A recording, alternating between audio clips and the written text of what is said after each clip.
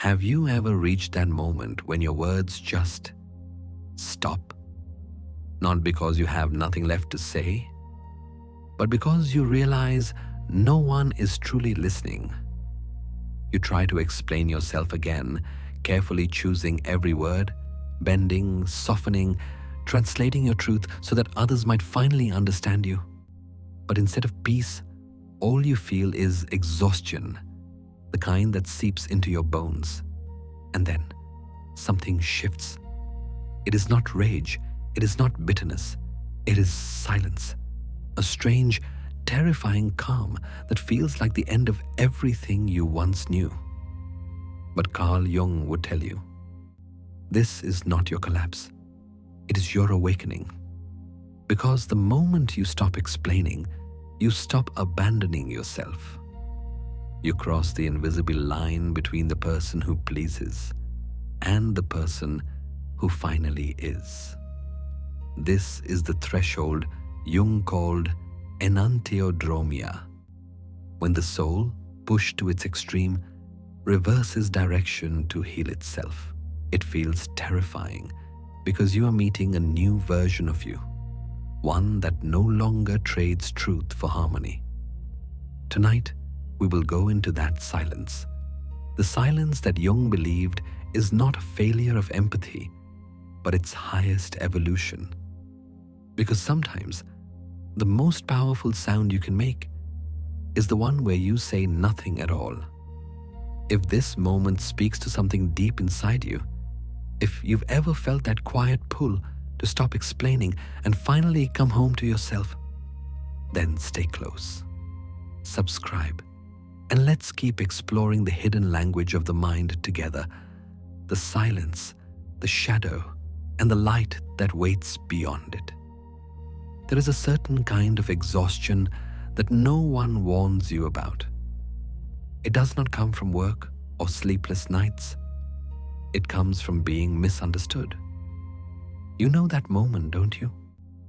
When you're trying to explain yourself for what feels like the 100th time. Your voice trembles slightly. Your heart beats too fast. You feel that desperate need to be clear, to be kind, to be understood. You think, if I can just say this right, maybe they'll finally see me. But they don't. They never do. You can almost feel the air around you thicken with confusion, resistance, maybe even quiet judgment. So you try again and again. You reach for softer words, gentler tones, hoping to bridge the distance between your world and theirs. But the more you speak, the less of yourself remains in the conversation. That is the hidden fatigue of an empath. The quiet erosion of your own truth and the endless attempt to make others comfortable. Carl Jung once said, "The most terrifying thing is to accept oneself completely." And perhaps that is why you keep explaining. Because to stop would mean facing yourself. Without permission, without approval, without translation, you are not angry. You are not bitter. You are simply tired. Tired in a way that sleep cannot fix. It's the kind of tired that comes from carrying too many emotions, too many misunderstandings, too many versions of yourself just to keep peace. Outside, the world hums, the refrigerator buzzes, a car passes, someone laughs in the distance. But none of it reaches you. Inside, your thoughts are louder than any sound. They race, they loop, they search for the right words, as if meaning alone could save you. You take a breath, trying to slow the noise, but the air feels heavy. You speak again, slower this time, more careful, and the silence that follows feels like rejection. You think of all the times you've explained yourself before, at work, when someone misunderstood your kindness as weakness, at home, when your calm was mistaken for distance, in love, when you apologized for feelings that weren't even yours to carry. Every time, you thought if you could just make them understand, everything would feel lighter. But it never does. Because explaining has become your way of surviving. It's how you keep the peace, how you manage the discomfort of others. You have turned understanding into a form of self-defense. And yet, beneath all those words, something inside you whispers, "This isn't peace. This is self-abandonment." Jung called this state participation mystique, a merging of boundaries so deep that you begin to feel what others feel, carry what others hide, and lose track of where you end and they begin. You sense their anger before it's spoken, their sadness before it's confessed. You translate every silence into something you must fix. And in doing so, you forget your own language. The over-explainer in you was born not from arrogance, but from empathy. You learned, perhaps too early, that connection often requires sacrifice. That if you want to be loved, you must first make yourself easy to love. So you learned how to smooth your edges, how to make your truth sound gentle, how to wrap your pain in careful sentences so no one else would feel uncomfortable. But the cost is steep, because every time you explain yourself to someone who isn't listening, you teach your soul that it must always earn its right to exist. And that's the kind of tired that eventually breaks something. Jung once wrote, "There is no coming to consciousness without pain." And this pain, the ache of over-explaining, is the sound of your consciousness waking up. Because deep down, you know this cannot continue. You can feel it tonight. The fatigue in your chest, the dry ache in your throat, the tremor of wanting to speak but having nothing left to say. It feels like standing in a storm of your own words. The wind howling with unfinished sentences, the rain tapping against the window like every unanswered message, every misunderstood intention. You reach for another explanation, but the words crumble in your mouth. There is nothing left to give. And then it happens. Something quiet, something strange, something that feels like the earth beneath your thoughts shifting. You stop talking, not out of anger, not out of defeat, but because something deeper than words rises to the surface. Something ancient and steady that whispers, "Enough." The silence that follows isn't empty, it's alive. It hums through your body like the stillness after thunder, like the moment the ocean withdraws to gather its next wave. For a heartbeat, you panic. The silence feels wrong, too still, too vulnerable. You wonder if you've lost something vital, if your kindness has gone cold. But no, Jung would tell you that this is not the death of empathy. It is its transformation. This is enantiodromia, the turning of opposites. When a pattern has reached its extreme, it collapses and reverses direction. Your endless giving becomes stillness. Your over-explaining becomes awareness. Your need to be understood becomes the quiet acceptance that you already are. Outside, the rain slows, the air cools. The world, for once, doesn't ask anything of you. You lean into the silence, unsure but curious. It feels like stepping into a dark room and realizing that the darkness isn't hostile. It's protective. It's waiting for you to stop moving so it can finally show you what's been there all along. You take another breath. It's deeper this time, slower. The noise inside begins to thin out, like fog touched by morning light. You don't have to fix this moment. You don't have to explain it. You only have to feel it. In this stillness, you start to see the truth Jung devoted his life to teaching. that real empathy does not come from dissolving into others, but from knowing yourself so completely that your presence becomes a mirror instead of a sacrifice. You remember his words? The privilege of a lifetime is to become who you truly are. And perhaps this is how it begins, not with revelation, not with clarity, but with the courage to go silent. Your hands unclench, your shoulders drop. The echo of all your old explanations fades into the background. The night grows softer. Your heartbeat steadies, matching the rhythm of the quiet world outside. The waves inside you, once crashing and restless, begin to dissolve into mist, gentle, translucent, free. For the first time, you realize that silence is not the absence of connection. It is the beginning of a truer one. Because when the noise of over-explaining finally falls away, what remains is not emptiness. It is peace. And maybe that is what your soul has been trying to say all along. For a long moment after the noise fades, you just sit there, still, unsure, suspended between what was and what comes next. Your words have dissolved. Your breath feels different now, slower, heavier, almost sacred. The air in the room has changed too. It carries a weight, but not a burden, a quietness that feels both strange and alive. You are not angry anymore. You are not even sad. You are simply still. It is the kind of stillness that arrives after a storm, when the sky has stopped shouting, but the earth is still trembling softly underneath.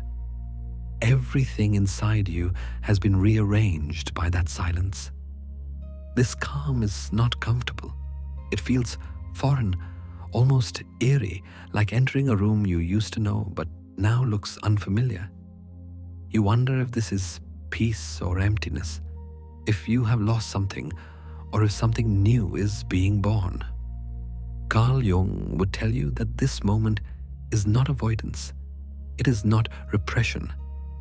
It is the psyche's way of healing itself. He called it enantiodromia, the law of opposites, the natural movement of the soul when one force has reached its limit and begins to turn into its opposite. You have given too much for too long, and now, without your permission, your mind and heart are finding equilibrium again. You have spent years in noise, explaining, accommodating, absorbing. Now, the other side of that motion has arrived. Withdrawal, quiet, rest. This is not the death of your empathy. It is its evolution. Imagine a lake after a storm. The waves that once raged and collided now settle, their surfaces smoothing until they reflect the sky above. You can still feel the depths below, dark, vast, unknowable, but on the surface, there is peace. That is your soul right now, a deep body of water that has finally stopped fighting the wind. You take a breath. The air feels cooler. For the first time in a long while, your body does not brace itself before speaking. There are no explanations forming in your mind, no rehearsed sentences looping in your chest. There is only the gentle rhythm of breathing in and breathing out. It feels almost wrong to be this calm. You've spent so long surviving through movement, through doing, giving, saying, that stillness feels unnatural, even dangerous. But Jung once wrote, "There is no coming to consciousness without pain." And sometimes, consciousness does not come with fire or lightning. It comes softly, disguised as quiet. You begin to realize this isn't numbness, it's clarity. The stillness is not hollow, it is spacious. It gives you room to exist without performing. This is the space where your psyche recalibrates, where it gathers the scattered parts of you that were lost in explanation. It's as if your mind, exhausted from trying to be understood, finally decides to understand itself. Jung called this process individuation, the journey toward becoming whole, toward integrating all the parts of who you are. And every journey toward wholeness begins in this eerie calm, in that pause after the chaos, when nothing seems to be happening, but everything inside you is quietly reorganizing. The silence feels different now. It's no longer the silence of absence, but of presence, of something vast watching over you. You begin to feel as if you're being held by the very thing that scared you moments ago. There's a strange tenderness in realizing that the world keeps turning, even when you stop explaining. The people who need your words will stay close. The ones who never listened will drift away. Both are part of the balance being restored. Outside, the faint hum of life continues. A car in the distance, a dog barking once, then fading. The night air seeps through the window, cool and clean. Everything feels softer, as if the universe has turned its volume down just for you. You close your eyes and see that lake again. Still, endless, untouched. In its mirror surface, the stars shimmer faintly, and for the first time, you notice your own reflection not as someone trying, but simply being. It's peaceful, it's unsettling, it's both. This is the paradox Jung spoke of, the coexistence of opposites within the self. He believed that the soul grows not by choosing one side, but by learning to hold both, to feel calm and uneasy, to be silent and alive, to be alone but not lonely. You let that idea settle into your chest. It feels like a truth you've always known but never trusted. That peace is not something you chase.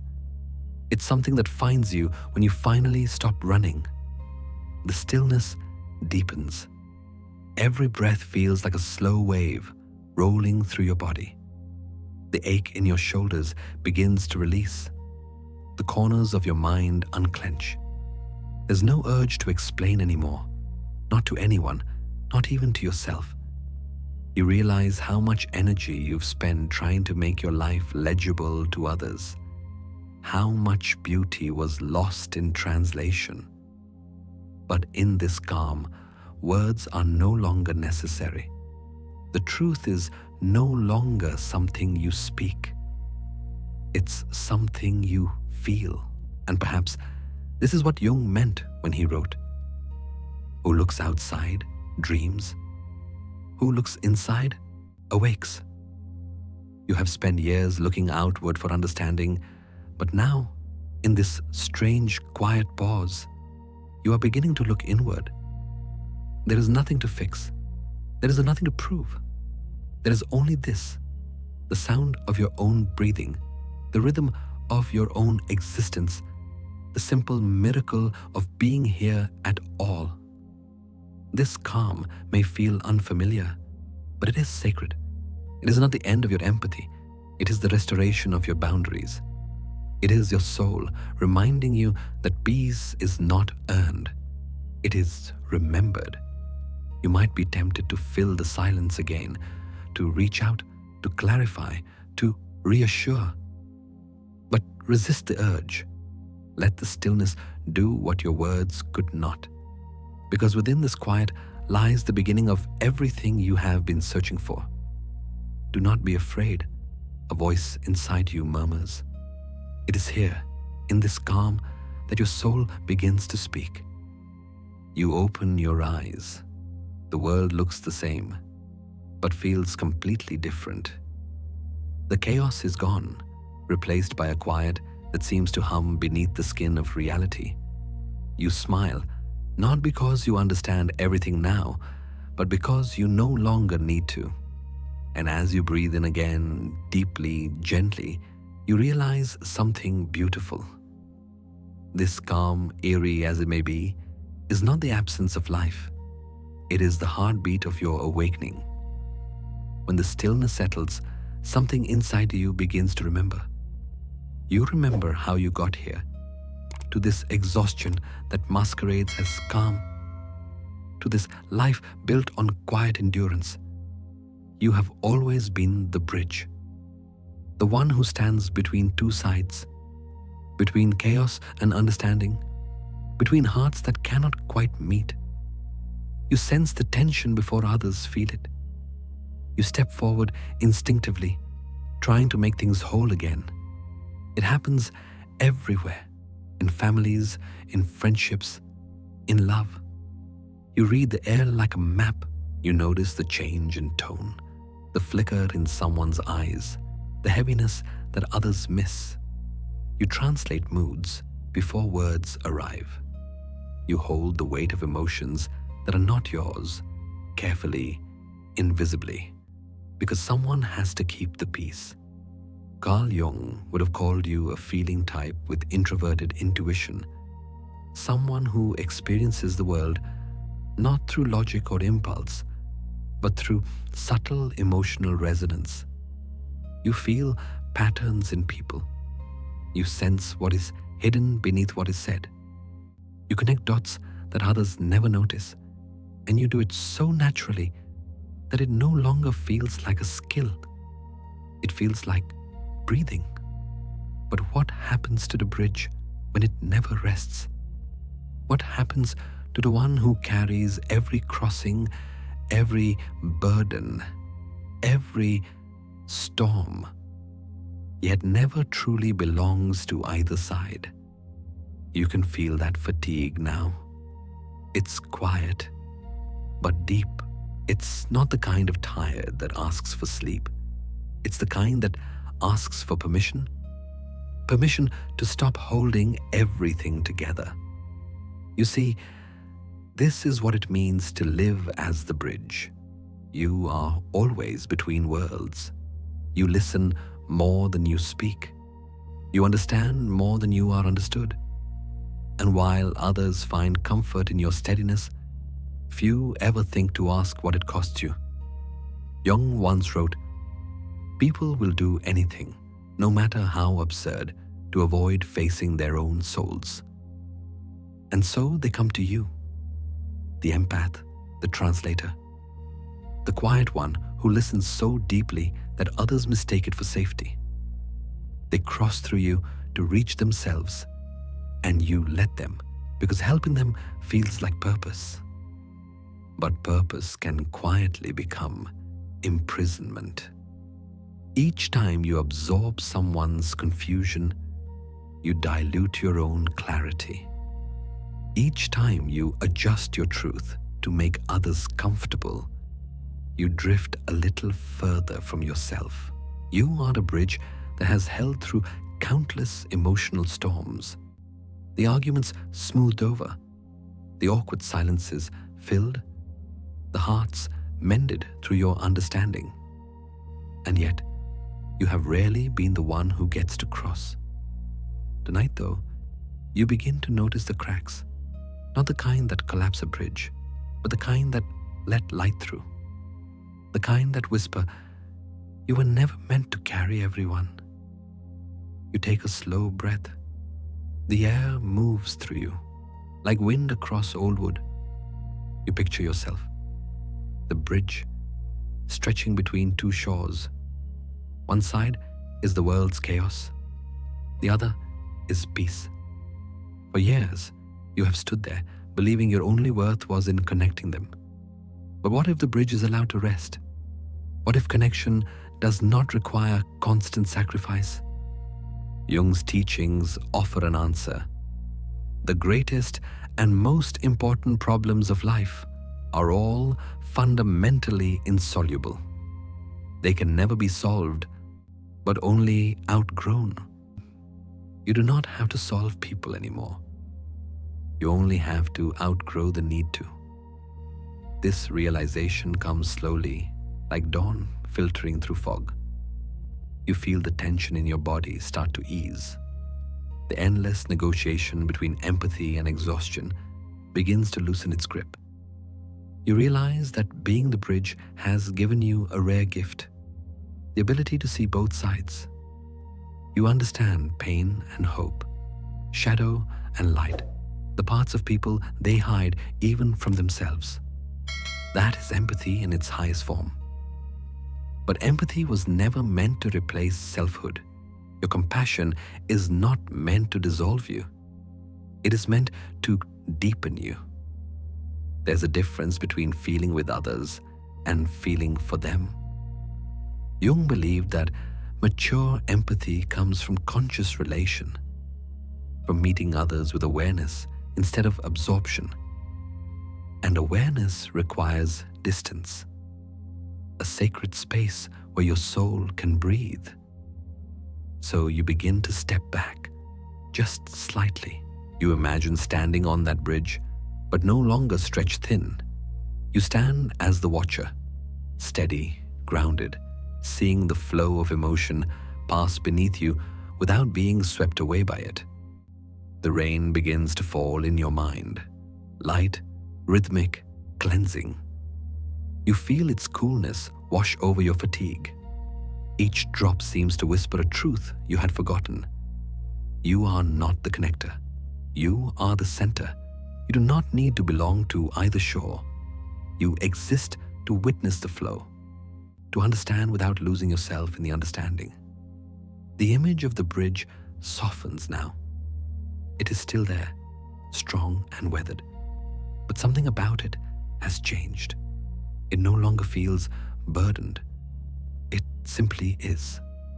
That is the transformation Jung spoke of, the shift from unconscious empathy to conscious being. You are learning what it means to love without absorbing, to help without erasing, to listen without disappearing. The world around you feels gentler. The sound of rain outside becomes a lullaby for the weary heart.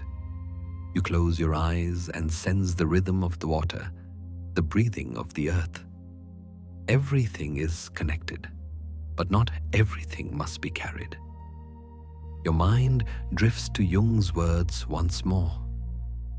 One does not become enlightened by imagining figures of light, but by making the darkness conscious. And maybe this is the beginning of your light, not the kind that shines outward to fix others, but the kind that glows quietly within, steady and warm. You are still the bridge, but now you know where your foundation lies. It's not on either shore. It's in the still point within you, the place that no storm can shake. You breathe again, slow and deep. For the first time, the air feels lighter. You realize that your role was never to hold the world together. It was to understand it, and then to let it flow. The rain outside begins to fade, leaving behind a clean quietness, a moment of peace that feels earned. You are no longer the bridge that never rests. You are the soul that finally has.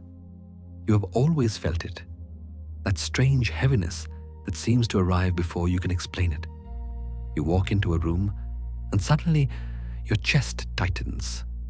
The air feels dense, the energy unsettled. No one has said a word, but you already know that something is wrong. Your mind begins to search for reasons. Did I do something? Did I say something? But deep down, you know this feeling is not yours. You are simply picking up the quiet storms that others leave unspoken. This is the unseen burden of sensitivity, what Carl Jung called participation mystique. It is the phenomenon of blurred boundaries between souls, a state in which the emotional borders between you and others become porous. Jung believed that in such moments, the unconscious of one person can infect another, not through malice, but through resonance. You do not choose this. You do not invite it. It simply happens because your inner landscape is wide open, tuned to every vibration around you. Jung once wrote, "The meeting of two personalities is like the contact of two chemical substances. If there is any reaction, both are transformed." And for people like you, people whose empathy runs deep, that reaction often becomes absorption. You don't just witness another's pain, you feel it, carry it, and sometimes mistake it for your own. The bridge you once were has now turned into a mirror. Every emotion reflected, every shadow absorbed, every unspoken tension captured in your body like static in the air. You walk through life as if made of glass, transparent, receptive, quietly trembling with other people's echoes. And though it feels noble, even spiritual, the cost is subtle but profound. Your own reflection begins to fade. It happens slowly.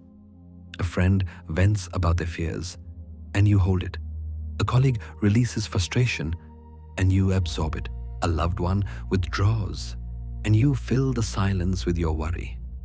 Each time, your inner boundaries thin, until one day, you cannot tell if the sadness you feel is yours or someone else's. This is the psychic infection, not a disease, but a deep confusion of identity, when empathy turns from connection into contagion. And yet, beneath that confusion lies a truth that Jung understood deeply. You are not carrying too much. You just have not yet learned where you end and the world begins. You sit quietly with that thought. It feels like a balm and a mirror at once. Because yes, you have spent years mistaking absorption for compassion. You have mistaken self-erasure for kindness. You have mistaken silence for strength. But the truth is, you are not here to heal everyone. You are here to remain whole enough to radiate calm without drowning in what is not yours. Imagine again the image of the moon. It does not shine by creating its own light. It reflects what it receives. The moon glows with borrowed brightness, sunlight reborn in silver. But when too many clouds crowd the sky, the moon dims, not because it has failed, but because it has absorbed too much shadow. You have lived like that moon, reflecting the grief of others, the unspoken weight of their fears, until your own light began to wane. Yet even that fading carries wisdom, because somewhere within it, your soul begins to ask the question you have avoided. Where do I end? That question marks the beginning of healing. You take a breath, deeper this time. The heaviness in your chest does not disappear, but it loosens. You start to recognize that not every emotion inside you belongs to you. Some are echoes, passing through like wind through open windows. Jung believed that true individuation, the process of becoming whole, requires a return to the self, a reclaiming of one's own psychic energy from the collective. He wrote, "Wholeness is not achieved by cutting off a portion of one's being, but by integration." You do not need to harden or close yourself to others. You simply need to know what belongs to you and what does not. That is the art of inner boundaries, soft, invisible, sacred. You begin to see that empathy without boundaries is not love. It is fusion. And fusion is not connection. It is confusion. True empathy allows you to stand beside someone in their pain without drowning in it. It allows you to see clearly, to respond wisely, to care without losing yourself in caring. You place your hand over your heart and whisper inwardly, "This is mine."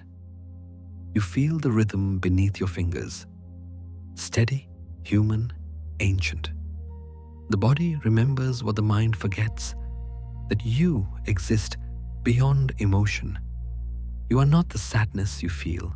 You are the consciousness witnessing it. It's a gentle but radical shift. You no longer fight the emotions that move through you. You let them pass, as waves pass through open water. You learn to remain clear, not empty, open, but not exposed. And in that clarity, you start to sense something profound, that your empathy is not a curse. It is a calling. but it was never meant to consume you. To live consciously as an empath means to feel deeply, but not endlessly. It means to listen to the pain of others while still hearing the whisper of your own soul. It means to reflect light, but also to know when to rest in darkness. The image of the moon returns, luminous now, no longer burdened by borrowed sorrow. It shines, not by explaining, not by absorbing, but by simply existing. You realize that light can be gentle and firm at the same time. It can illuminate without losing itself. This is what Jung meant when he said, "I am not what happened to me. I am what I choose to become." And tonight, perhaps, what you choose to become is whole again.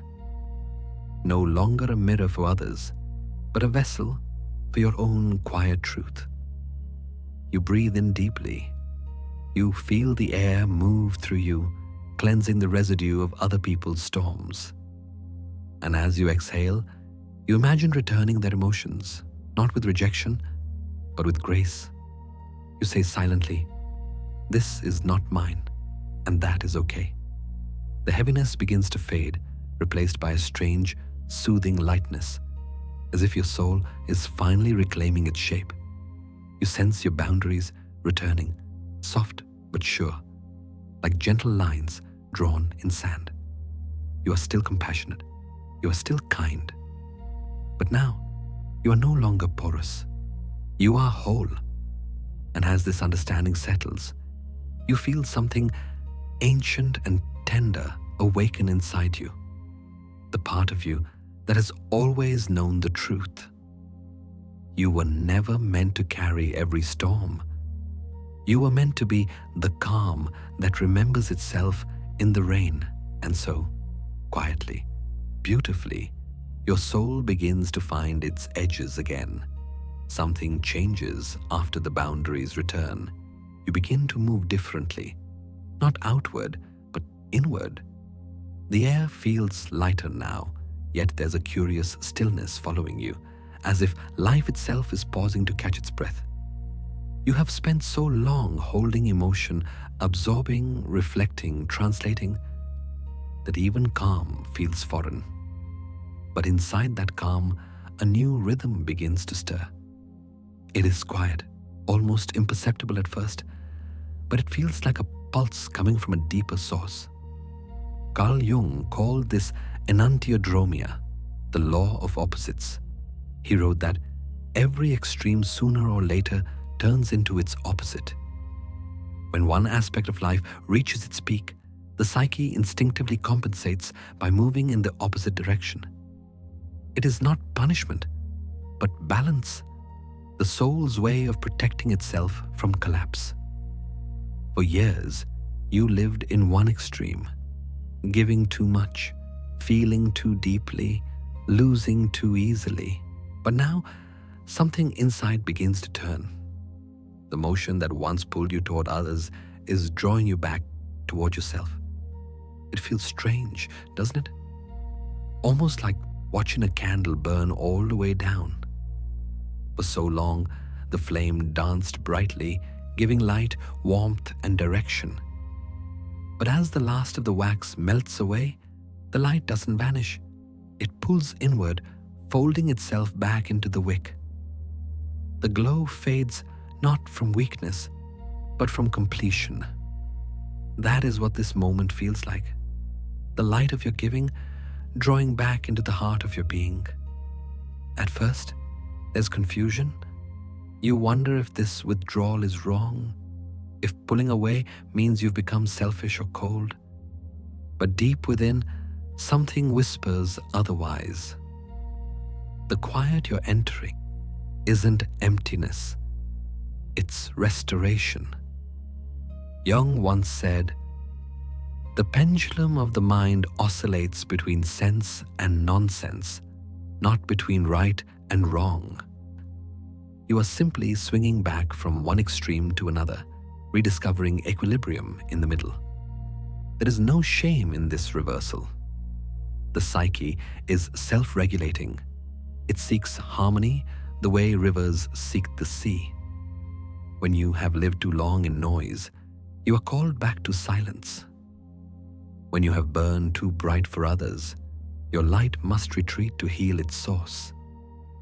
You start to feel it happening, the shift from outer focus to inner observation.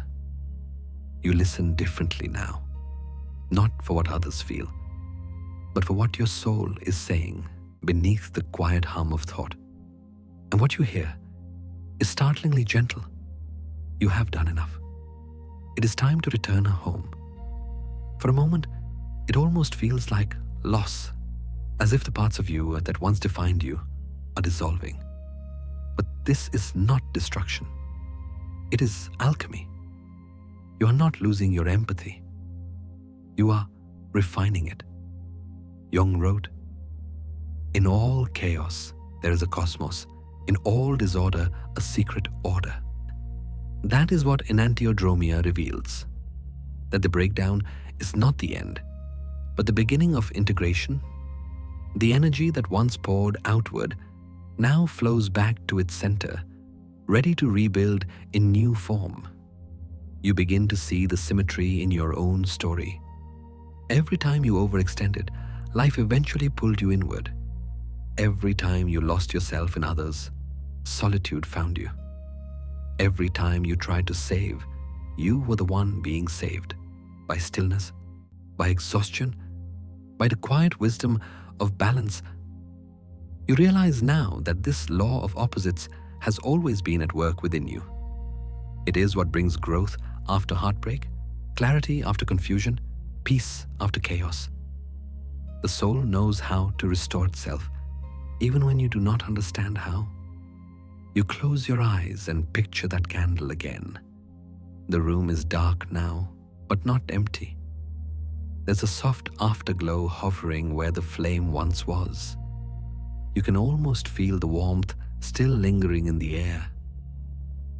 Proof that endings are never absolute. They are transformations waiting to unfold. This is what Jung meant by enantiodromia, that when life pushes too far in one direction, the opposite arises naturally to heal the imbalance. When the conscious mind is overwhelmed, the unconscious steps in, bringing what was neglected into view. It is not chaos, it is correction. You think back to the over-explaining, the exhaustion, the noise.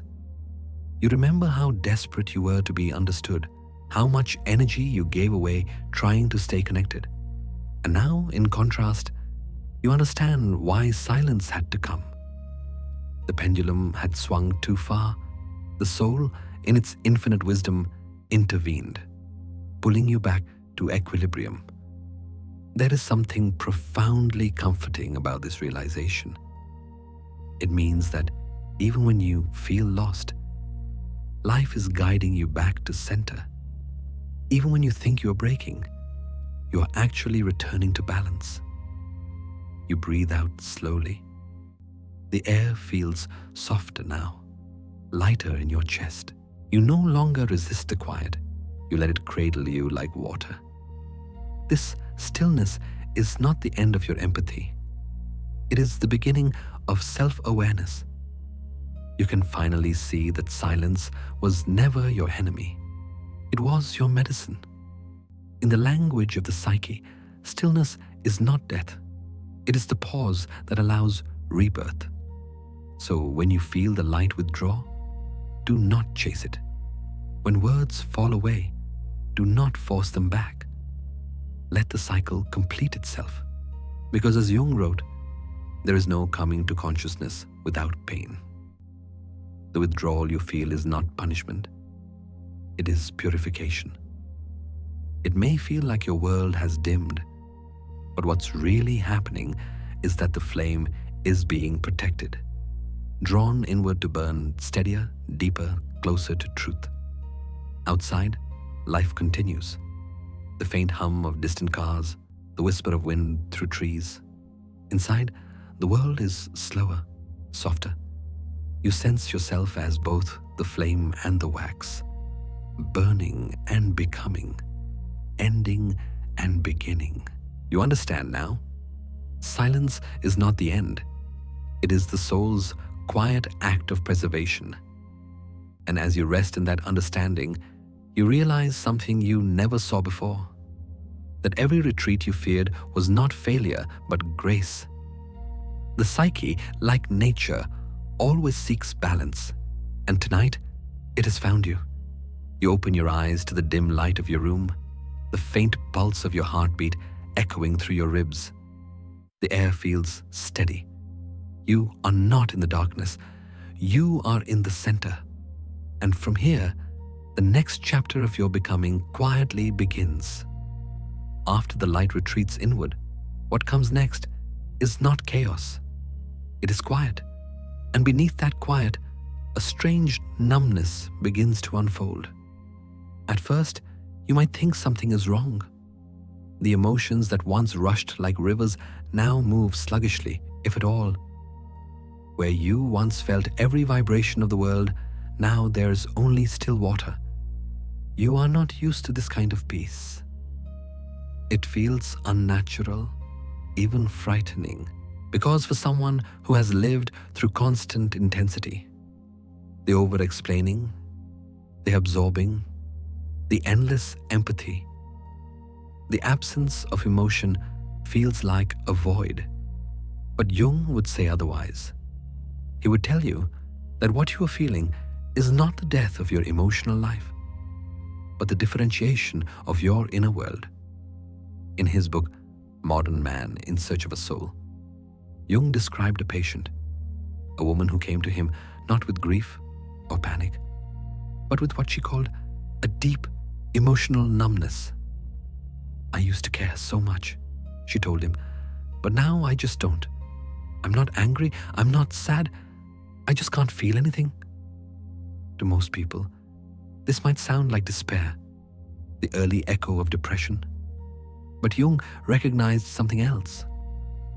This was the psyche's self-correcting mechanism, the soul protecting itself from further depletion.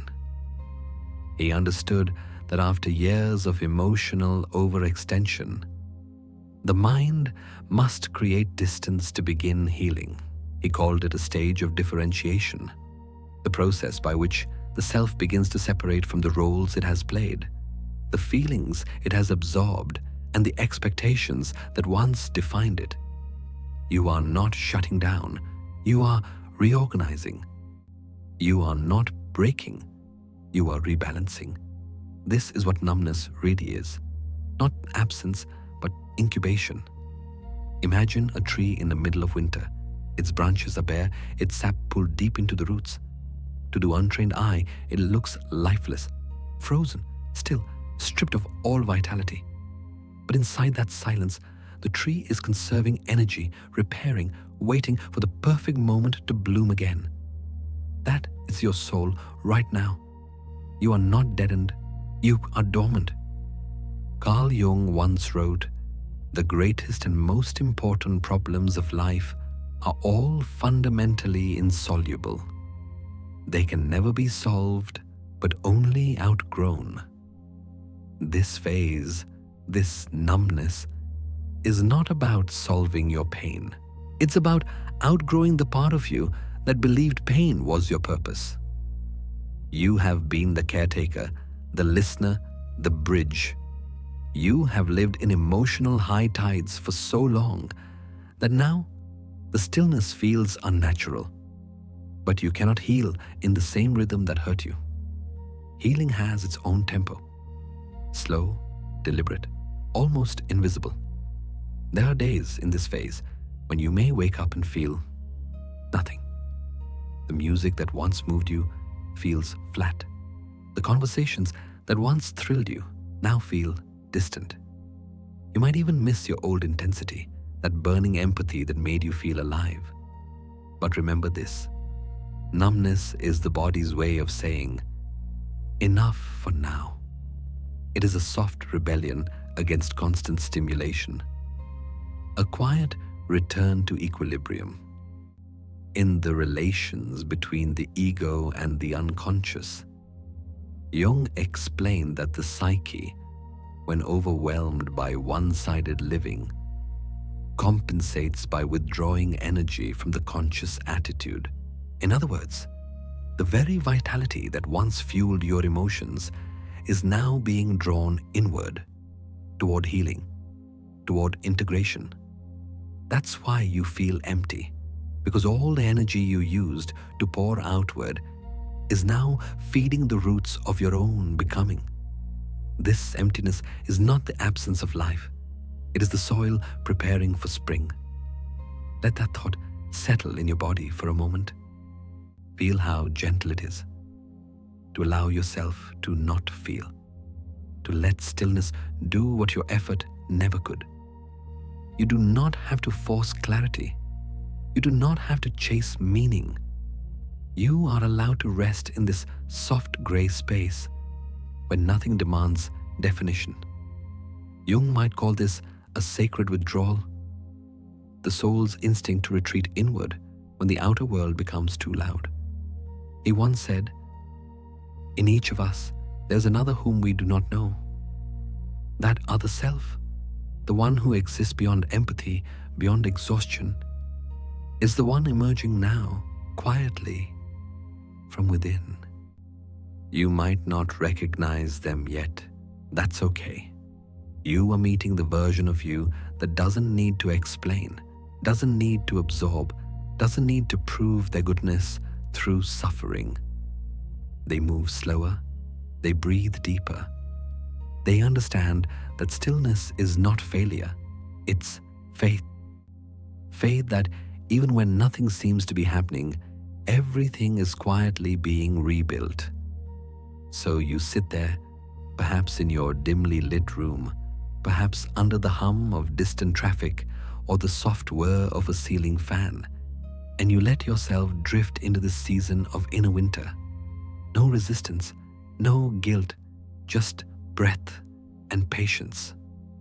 The numbness is not the end of your feeling. It is the beginning of your selfhood, because for the first time, you are feeling without merging.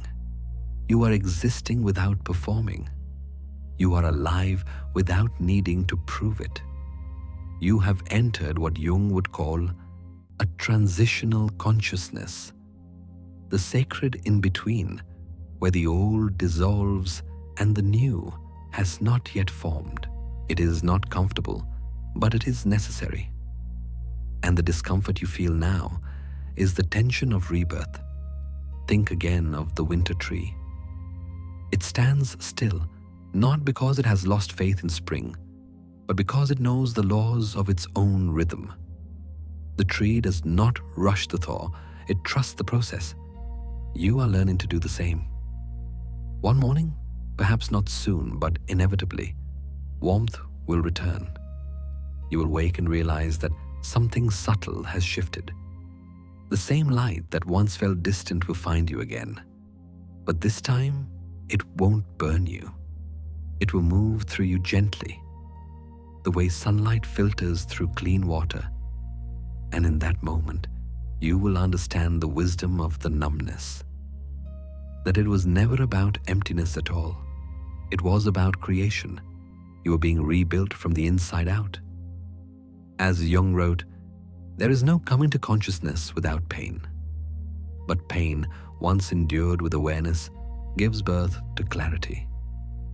And so, in this quiet, you are not vanishing, you are ripening. In this numbness, you are not broken. You are being rewoven into something whole. Let it happen. Let yourself be still. Let the roots drink deeply while the branches rest. Because even now, in this calm, colorless stretch of existence, your soul is alive, breathing beneath the frost. And somewhere beneath that still surface, life is already stirring again. In this stillness, you are healing. And in this healing, you are slowly, beautifully being reborn. After the numbness softens, something begins to stir again. Not chaos this time, but memory. memory of the words you used to speak, the long letters you wrote, the way you once believed that love was measured by how well you could make someone understand you.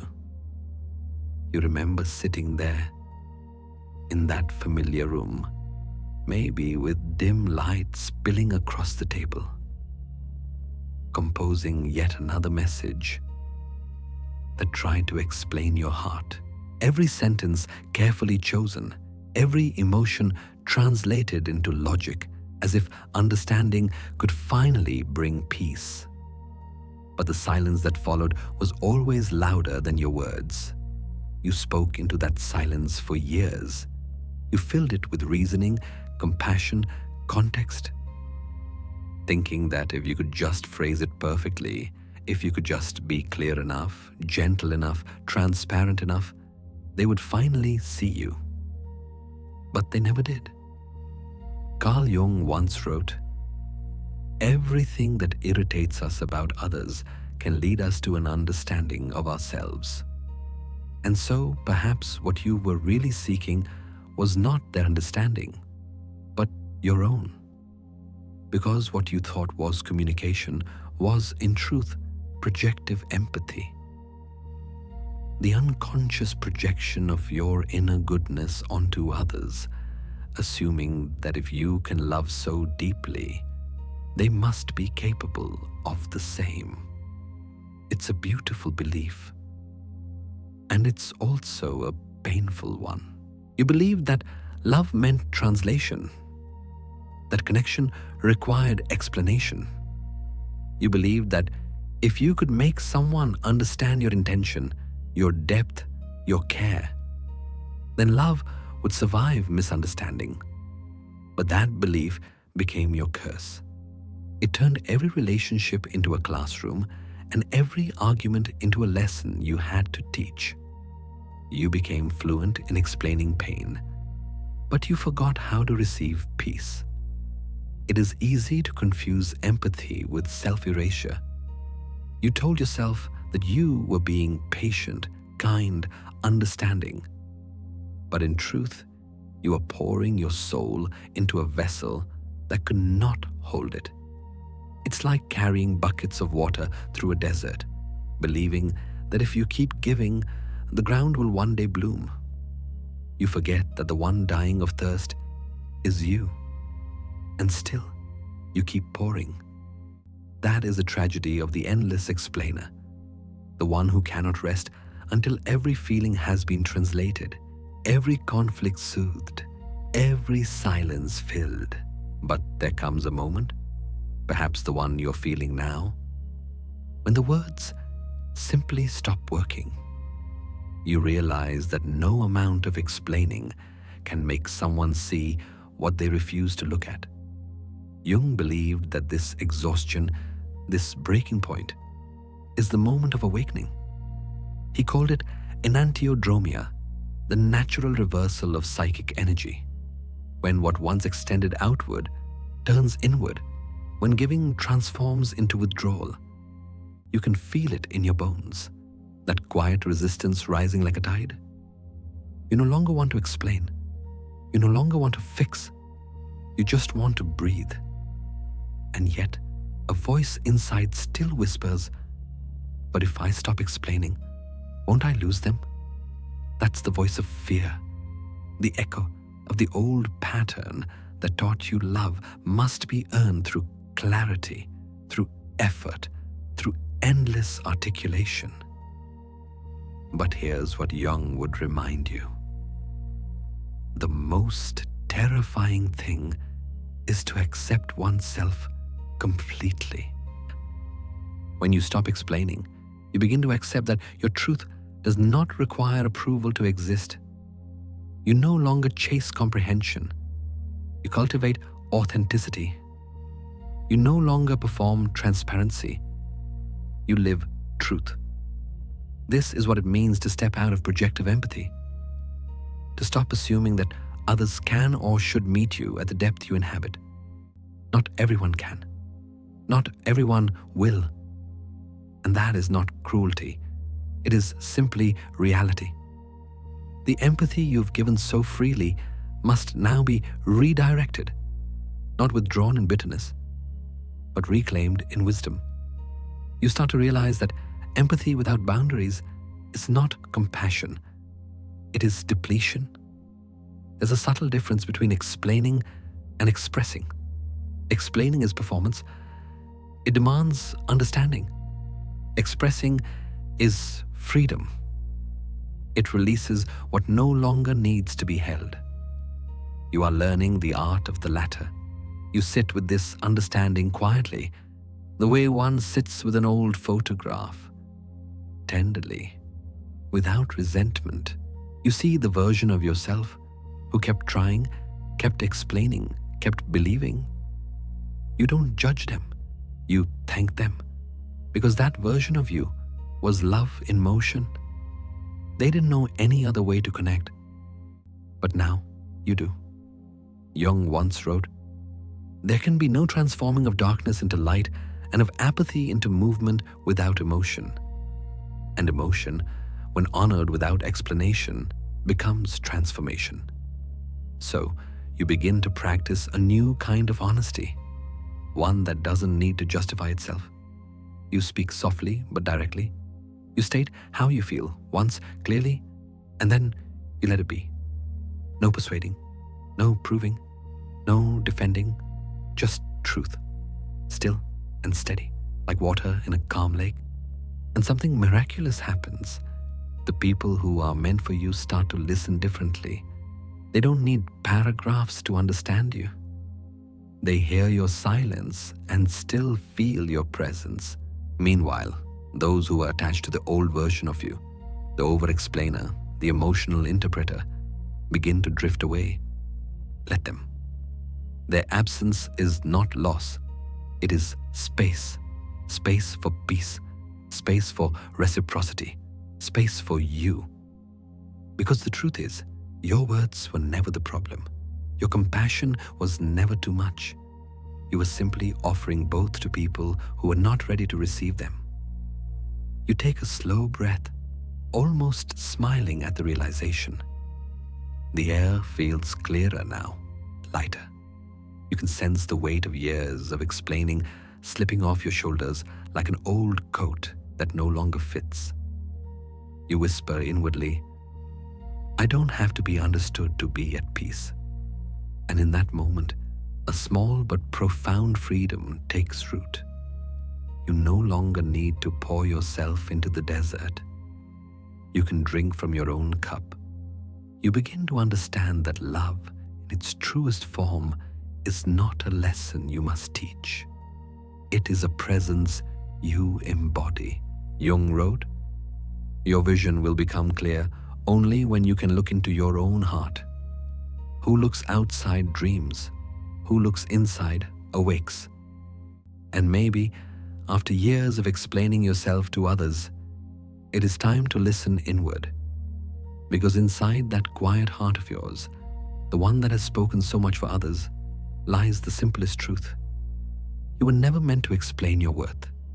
You were meant to live it. So breathe deeply. Let the words fall away. The need to be understood dissolves, and what remains is what was always there, your presence, your wholeness, your light. And somewhere, deep within that stillness, a new kind of voice begins to rise. Not loud, not pleading, but calm and certain.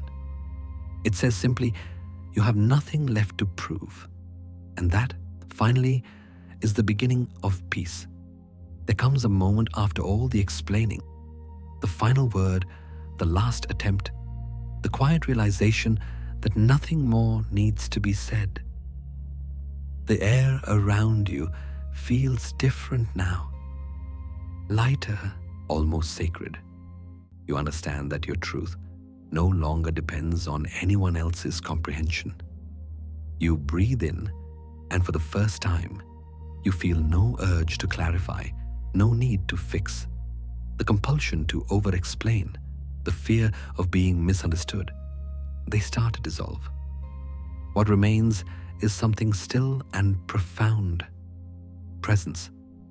Carl Jung once wrote, "The privilege of a lifetime is to become who you truly are. And becoming who you are often means letting your words rest. From this stillness arises what Jung might call the conscious relation, a connection that does not demand fusion, but honors difference. It is what happens when two individuals meet without losing themselves in one another, when empathy no longer requires erasure.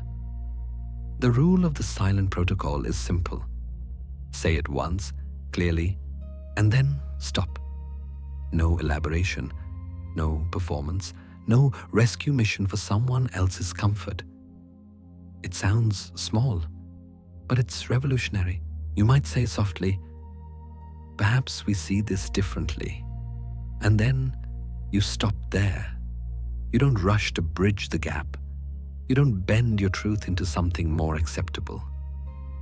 You let the space between you and the other person breathe. Because in that space lies something precious, integrity. At first, it feels unnatural. Your instincts, trained by years of empathy, tell you to soften the silence, to offer more context, to make it easier for them. But now, you begin to understand that ease is not the same as truth. True connection does not grow from comfort. It grows from clarity. Jung believed that distance was an essential part of relationship. Without it, two psyches become enmeshed and individuality dissolves.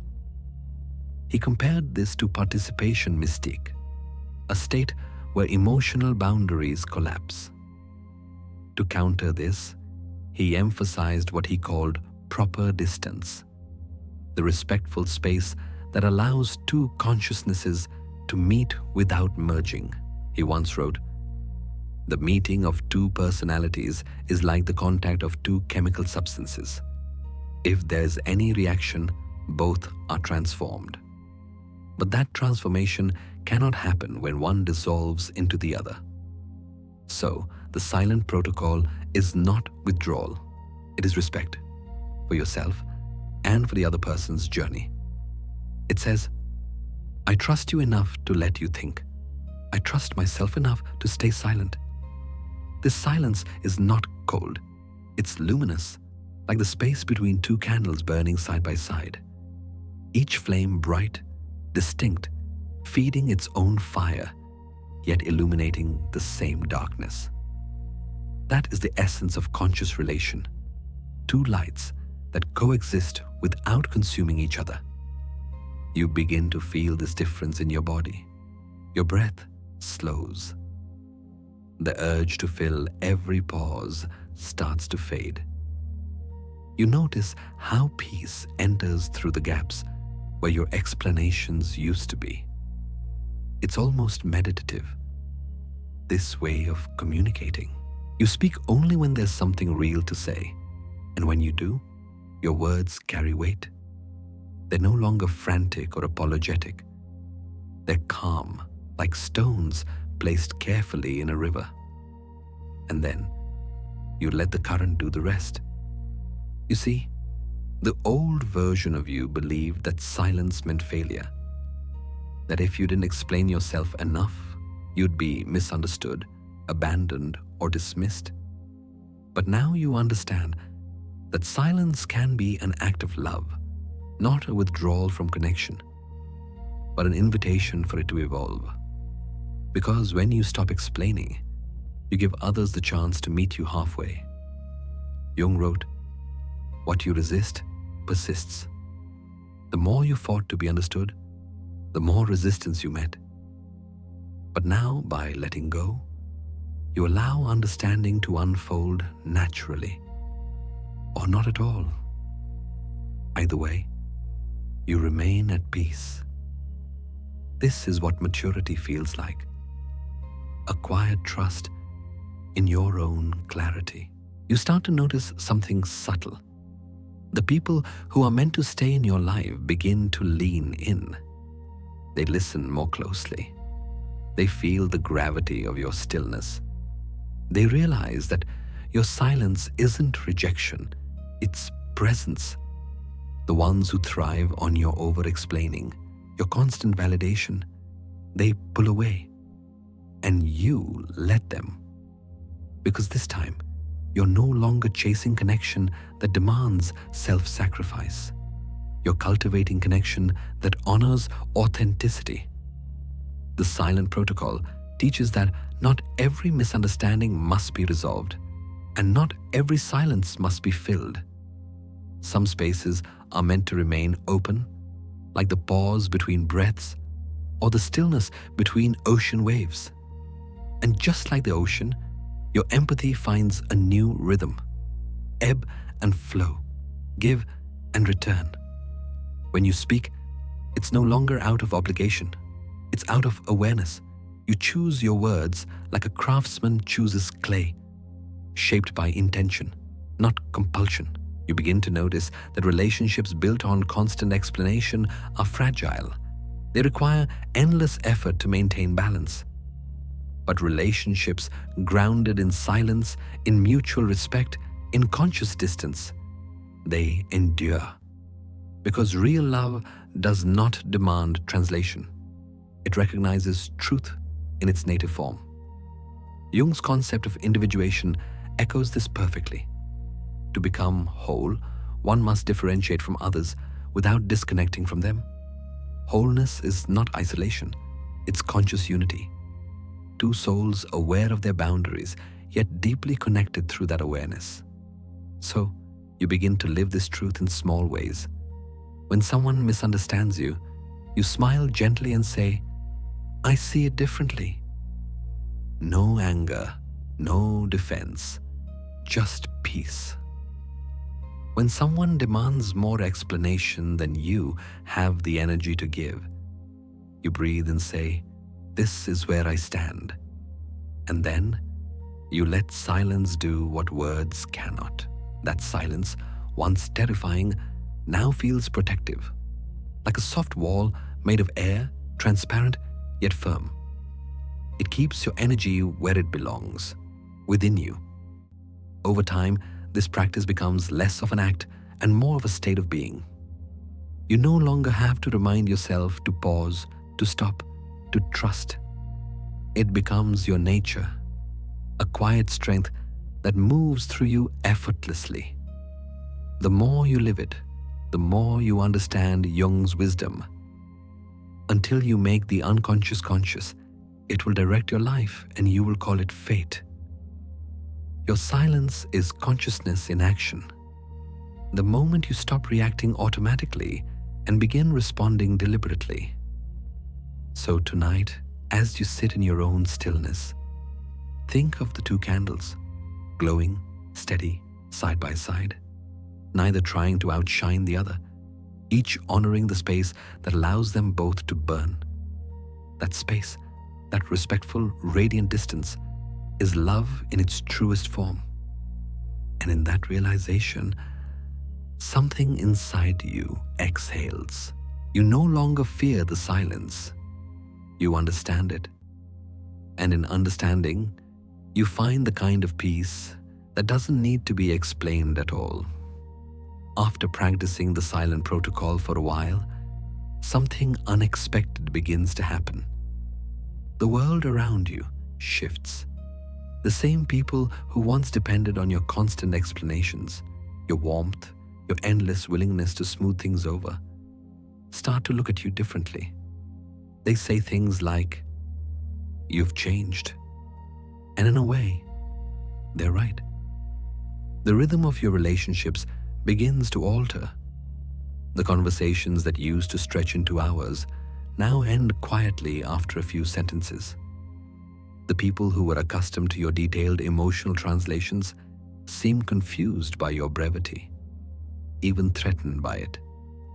You notice the tension in their eyes, the subtle discomfort when you no longer rush to fill every pause. To them, your silence feels like distance. To you, it feels like breathing. Carl Jung warned that individuation, the process of becoming one's true self, would always disrupt the old patterns of connection. He wrote, The individual who is more unconscious of himself and therefore projects his dark side has an inferior relation to his environment. He has not yet found himself and therefore is unable to make a genuine relationship with others. When you begin to find yourself, those relationships built on unconscious patterns start to tremble. Because for the first time, you are no longer participating in the illusion that kept them stable. Before, your empathy functioned as glue, binding people together through your understanding, your tolerance, your effort. But now, as you pull that energy back into yourself, the cracks that were always there start to show. And it hurts. It hurts to realize that some connections existed not because of mutual understanding, but because of your labor. It hurts to watch familiar faces retreat when you stop doing the emotional work for both of you. There is fear in that realization. Fear of losing people. Fear of being misunderstood. Fear of being alone. But Jung would tell you that this fear is not punishment, it is purification. There is no birth of consciousness without pain, he wrote. And this is that pain, the ache of transformation. You are no longer who you were, but the world has not yet learned how to meet who you are becoming. At first, you try to explain the change. You tell people you're not angry, just quieter. You try to assure them that you're still the same person. But the truth is, you're not. And you shouldn't be. The empath who once lived for understanding is becoming an individual who lives from authenticity. That shift is profound, and it can be unsettling for those who depended on your previous self. Because when your silence enters the space where your explanations used to be, it acts like a mirror. It reflects everything that was hidden, their projections, their avoidance, their unwillingness to listen. And people don't always like what they see. Some will accuse you of being distant, cold, unkind. Some will try to pull you back into your old role, the comforter, the fixer, the one who absorbs all tension and turns it into peace. But this time, you don't step back into that part. You stand still. You breathe. You let discomfort exist. Because you understand now that silence is not rejection. It is truth unspoken, yet still alive. This is what Jung meant when he said, people will do anything, no matter how absurd, to avoid facing their own souls.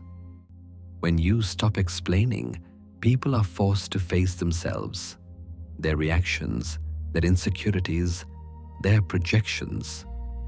Your silence becomes a kind of mirror that reveals what they would rather not see. And as painful as that is to witness, it is also liberating. Because now, every relationship in your life begins to show its real structure. Some grow stronger, the ones built on respect and self-awareness.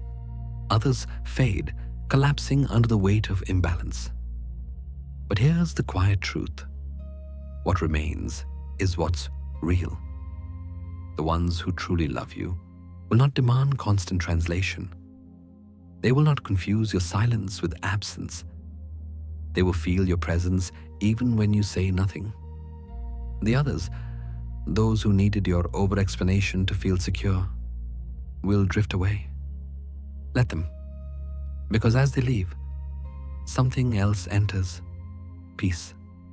It's strange at first, this new kind of peace. It feels wide and empty, like walking through a room after a long conversation. But slowly, you start to hear the faint hum beneath it, the sound of your own existence, free from performance. You realize that the silence you feared is not isolation, it's authenticity. Jung believed that individuation often begins with separation. You must step away from the collective, from the noise of others' expectations, before you can truly hear the voice of your own soul. He called it the loneliness of becoming. And in this loneliness, something extraordinary begins to take shape. You start to feel connected again, but differently. The connection no longer comes from pleasing others, but from being aligned with yourself. You notice that the fewer words you speak, the more meaningful your interactions become. The fewer explanations you give, the deeper your peace grows. Your energy changes, quieter, steadier, clearer, and people sense it. Some are drawn to it, others retreat. Both reactions are natural, because silence is a form of truth, and truth always rearranges what was built on illusion.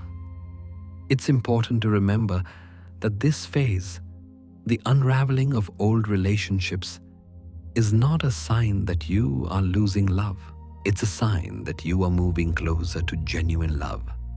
As Jung wrote, "Until you make the unconscious conscious, it will direct your life and you will call it fate." What you are doing now is making your unconscious patterns conscious. You are stepping out of fate and into freedom. And yes, that freedom costs you something. Familiarity, comfort, the illusion of harmony. But what it gives in return is priceless.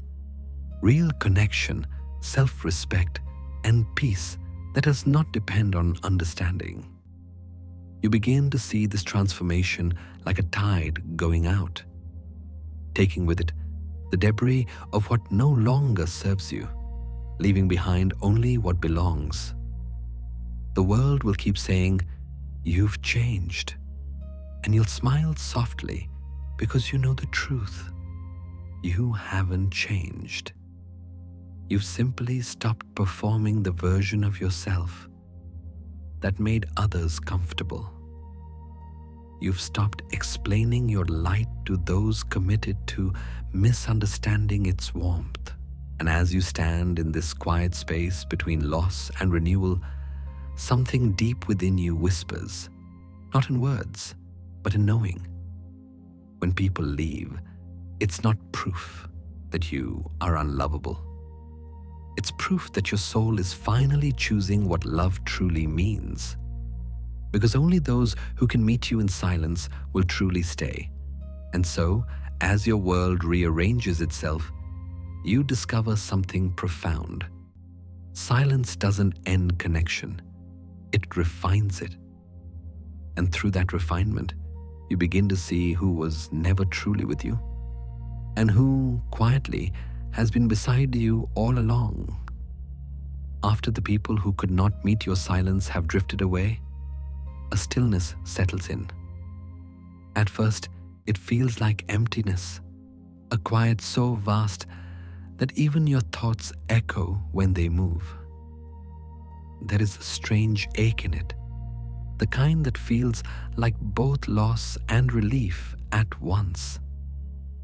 But as the days pass, something subtle begins to unfold within that space. The ache softens, and you start to notice that beneath the loneliness lies something purer, something alive. Carl Jung called this sacred solitude. He believed that being alone is not a defect, but a stage of individuation, the process of returning to the center of one's own soul. He wrote, "Loneliness does not come from having no people around you, but from being unable to communicate the things that seem important to you. And now, you are learning to communicate not through words, but through presence. Solitude, in this sense, is not isolation. It is integration. It is not the absence of connection, but the restoration of your wholeness. For the first time in a long time, your energy is not scattered outward. It's gathering within you, quietly, patiently, like light collecting in the lens of a lighthouse before it turns to face the storm. That image, the lighthouse, is what your soul feels like now, still, steady, unmoved by the waves that crash around it. It does not chase the ships. It does not shout across the sea. It simply stands in its place and shines. The ships that need its light will find it. The ones that don't will pass by in the dark. There's a peace in that, a deep oceanic calm that grows stronger the longer you stay with it. At first, you might confuse it with loneliness because the world taught you that being alone means being incomplete. But Jung would remind you that wholeness can only be found in solitude. He wrote, "The privilege of a lifetime is to become who you truly are. And that privilege requires distance from noise, from distraction, from the constant pull to be understood."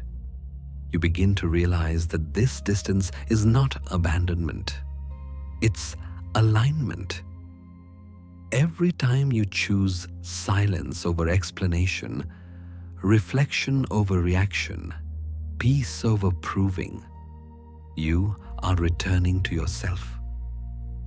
And this returning feels sacred. You start to feel the pulse of life in simple things again. The sound of your own breathing, the rhythm of rain on glass, the quiet weight of your body resting fully in the present moment. What once felt empty now feels full. Full of presence, of clarity, of quiet love. In this sacred solitude, you no longer need to chase meaning. You begin to see that everything you were trying to explain, everything you were trying to make others understand, was really just a reflection of the part of you that longed to be seen by you. You were never waiting for someone else to hear you. You were waiting to finally listen to yourself.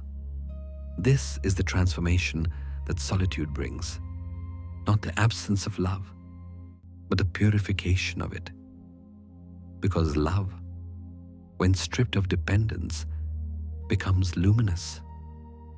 It expands from being a feeling directed toward others into something greater, an atmosphere, a way of being. Jung wrote about this in his reflections on individuation. Wholeness is not achieved by cutting off a portion of one's being, but by integration. That's what you're doing now. Integrating all the parts of yourself that were scattered by the need to please, to explain, to belong. You are no longer split between the world's expectations and your inner truth. You are becoming whole. One voice, one rhythm, one light. And yes, there are moments when it still feels heavy, when the quiet seems too wide and you miss the warmth of connection. But then you remember, even a lighthouse is surrounded by the dark sea, and yet it doesn't fear the darkness. It was built for it. You, too, were built for this stillness, for this moment of reconnection when nothing external defines your worth. There is a wisdom in this solitude that words cannot touch. It teaches you how to rest inside yourself without judgment, how to sit in the center of your being and simply exist without needing to prove, to fix, or to impress. And in that stillness, you begin to sense something divine, not outside you, but within. It is the quiet knowing that you were never truly alone. Every breath you take connects you to the vast rhythm of existence, to every soul that has ever paused, reflected, and healed. You start to understand that solitude is not the absence of connection.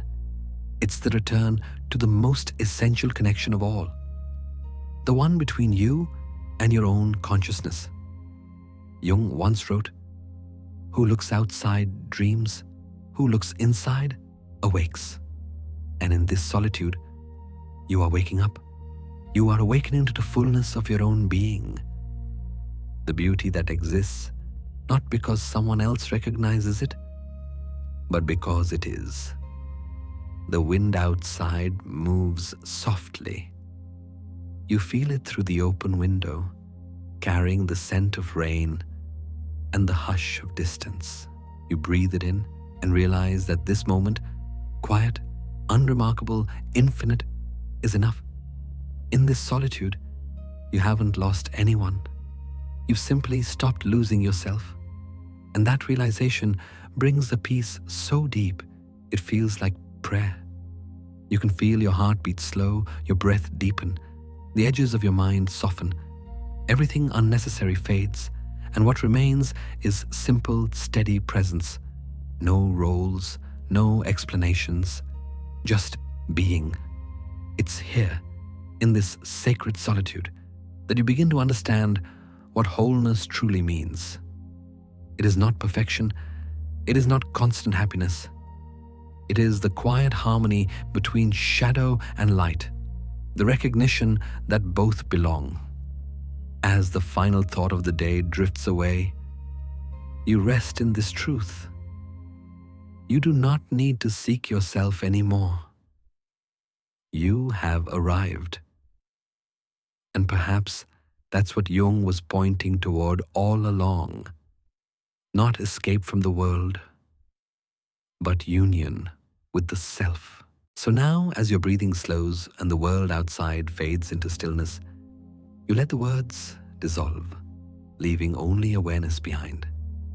The storm has passed. The lighthouse stands, and in its quiet glow, you are home. After the stillness of sacred solitude settles deep within, something begins to change once more, not outwardly, but inside.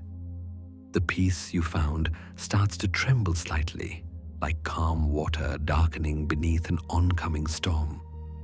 It isn't chaos returning, it's transformation beginning. Carl Jung, drawing from alchemical symbolism, called this stage nigredo, the blackening. It is the first phase of psychological alchemy where the soul dissolves its old form so that something purer can emerge. He described it as the dark night of the soul, a descent not into despair, but into truth. This darkness doesn't come to punish you. It comes to purify you. At first, it feels like fear. A quiet unease begins to move through your chest. And the old sense of identity, the self you build through effort, empathy, and explanation, starts to feel fragile, even unreal. You can almost sense it peeling away, like old paint from a wall that has weathered too many storms. The dissolution of the old self is not gentle. It pulls at everything you've clung to. Your ideas of who you are, what love should be, what purpose means. It can feel as if everything solid is melting. But this is exactly what Nigredo demands, that the false structures dissolve so the real can be revealed. Jung once wrote, "In each of us, there is another whom we do not know." The process of Nigredo is how that hidden self begins to surface. It starts as darkness, the feeling of not knowing who you are without your patterns, your roles, your noise. It's disorienting, like walking through fog. You reach for the familiar and find it gone. You try to think your way out, but thought itself feels heavy, like smoke. And yet, if you listen closely beneath the fear, there's a strange kind of grace in this unraveling. Because for the first time, you are no longer trying to be anything. You are simply letting yourself fall apart, gently, consciously, the way autumn leaves release from their branches without resistance. There's a quiet wisdom in decay. In alchemy, the blackening was not seen as death, but as the necessary stage before rebirth. The matter must decompose before it can be reformed into something higher. Jung used this as a metaphor for psychological growth, the death of ego illusions, the surrender of false identities. He said, "There's no coming to consciousness without pain. And this pain, though silent, has texture. It feels like emptiness, vast and unfamiliar. It feels like losing your reflection after a lifetime of staring into mirrors that told you who you were. At moments, you may feel fear, not sharp, but hollow. You might wake with a sense of disconnection, as if you're floating slightly outside your own life. Nothing is wrong, yet nothing feels the same. This is the threshold. The soul is clearing space. You begin to notice that even the fear carries a softness now, as though the edges of your suffering have been sanded down by time. You breathe slower, deeper, and the air feels thick but clean, like rain after fire. The darkness, it turns out, is not empty at all. It's fertile. You start to see faint glimmers in it, memories, symbols, images arising from the unconscious. They don't come with explanations, only sensations, a color, a face, a word that feels ancient. Jung called these archetypal fragments pieces of your deeper psyche revealing themselves once the surface self has been stripped away. It's in this stage that many people feel lost. But Jung would say, you are not lost, you are being found. He compared it to the myth of the sun setting into the underworld each night to be reborn at dawn. The light doesn't vanish, it only descends to renew itself. So you let yourself descend. You breathe into the darkness instead of fighting it. You begin to understand that this blackening, this dissolution, is not the end of your peace, but it's deepening. It is peace maturing, shedding innocence for wisdom. Imagine ashes drifting in the air, falling quietly after a long fire. They settle on the ground softly, weightless, like surrender. That's what this feels like. Fear dissolving into acceptance, control melting into trust. In Psychology and Alchemy, Jung wrote, "The experience of the self is always a defeat for the ego." That's what Nigredo is. The ego's gentle defeat. The recognition that all your striving, your endless effort to manage, explain, or be understood was only the outer shell. Beneath it lies something truer, raw, unadorned, vast.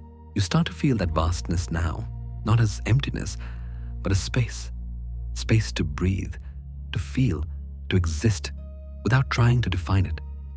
The darkness no longer feels like an enemy.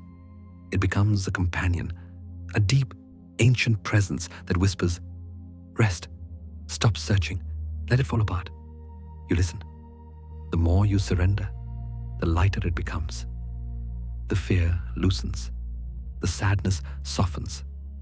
The emptiness begins to shimmer faintly, like dust catching light. You understand now what Jung meant when he said, "One does not become enlightened by imagining figures of light, but by making the darkness conscious." This is the consciousness being born, not by escaping darkness, but by walking calmly through it. Every breath becomes slower now. The world outside fades into background hums, a distant breeze, the faint rustle of life continuing. You feel as if you are standing in the quiet center of a vast universe, alone but not lonely, emptied yet full of unseen meaning. The blackening is doing its work. It is dissolving the unnecessary, clearing the fog between your soul and the truth it has always known. That you are not what you've lost, nor what you've built, but what remains when everything else falls away. This realization doesn't come as a thought. It comes as a feeling, a low warmth in the chest, a calm pulse, a quiet exhale. And with that breath, the fear releases. The ashes settle. The darkness ceases to feel heavy. It becomes a soft cloak, not blinding, but protective. You understand now that darkness was never the opposite of light. It was the soil that made light possible. Your old self, the one who tried, explained, gave, and reached, has finally dissolved into something purer. In the quiet, you can almost hear the wind outside your own awareness, gentle, rhythmic, like a whisper from something greater. Bong toi khong, jen je trung pat, ma je tan tai. Darkness does not come to punish, but to purify. And as that truth settles into you, you breathe once more, slower, deeper, softer. The music fades into the sound of wind. The air feels lighter, and somewhere deep inside, a new kind of dawn is quietly preparing to rise. Out of the stillness of Negredo, a faint shimmer begins to appear, like the first trace of dawn reflected on dark water. The blackness no longer feels endless. It begins to soften, to glow from within. The air feels cleaner now, the heaviness replaced by something delicate, like light filtering through fog. This is what alchemists called albedo, the whitening. It is the stage where the soul, having been stripped bare, begins to clarify. The chaos of the old identity dissolves, and in its place arises a subtle awareness, pure, tender, alive. Carl Jung described albedo as the moment of purification following dissolution. It is when the unconscious begins to align with consciousness, when clarity returns after the storm of transformation. He wrote, "In the alchemical process, the whitening corresponds to illumination, a dawning awareness of the self. It feels like breathing after a long submersion. Each inhale reaches deeper. Each exhale releases more of what no longer belongs. Through this gentle light, you start to see your boundaries clearly, not as walls, but as contours of truth. You understand where you end and where the world begins. And that recognition doesn't isolate you, it frees you. For the first time, compassion and self-respect coexist. You realize that to love purely, you must remain whole. Jung would call this the integration of opposites, the uniting of feeling and thought, softness and strength, shadow and light. You are no longer dissolving, you are crystallizing. The light that fills this phase is not blinding. It's soft, almost maternal. A quiet reassurance that everything that was dark was never truly wrong, only unacknowledged. The blackness you once feared becomes the soil from which this clarity grows. As Jung wrote, one does not become enlightened by imagining figures of light, but by making the darkness conscious. You've made the darkness conscious, and now light emerges naturally, without force. This illumination brings understanding, but not the kind that shouts. It whispers. It feels like forgiveness. You begin to see your past self, the one who over-explained, overgave, over-cared, not as weak, but as sacred. That person was simply trying to find balance. You feel gratitude toward your former self for carrying you through the blackening. Every mistake, every heartbreak, every exhaustion was part of the purification. In the quiet glow of albedo, your emotions no longer feel chaotic. They move with rhythm, like gentle waves returning to the shore. You are learning that peace is not the absence of feeling. It is the ability to let feelings flow without drowning in them. Then, as time unfolds, or rather deepens, another warmth begins to rise beneath the white light. It starts subtly, like heat beneath snow. The light that once soothed now begins to burn gently, not as destruction, but as renewal. This is rubedo, the reddening, the final stage of the alchemical process. In rubedo, the purified soul becomes embodied again. Spirit and matter, light and flesh, awareness and passion reunite. The alchemists called it the marriage of the Red King and the White Queen, the union of opposites that creates wholeness. Jung saw rubedo as the culmination of individuation, the moment when inner awareness becomes active life. He described it as the integration of the self with the world. This stage is vibrant. It feels like warmth returning to your hands after the cold, or like sunlight touching the skin of water that has been still for too long. The soul, once stripped bare, now begins to rebuild, not as it was, but as it was always meant to be. You find that you can act again, speak again, love again, but this time from presence, not from need. The image of metal melting captures it perfectly. Under the fire of transformation, the rigid self liquefies, and from that molten truth, a new substance forms, stronger, more luminous, with the red-gold hue of something that has been both burned and blessed. You are that metal. The process has tempered you, softened your surface, strengthened your core. You are no longer brittle, no longer afraid of breaking. You are flexible yet firm, radiant yet grounded. Jung called this synthesis the realization of the self, the alignment of consciousness with the total psyche. It is the state where opposites cease to battle and begin to dance. And as this realization unfolds, love begins to return. Not the anxious, seeking kind, but a quiet, steady love that flows outward because it overflows from within.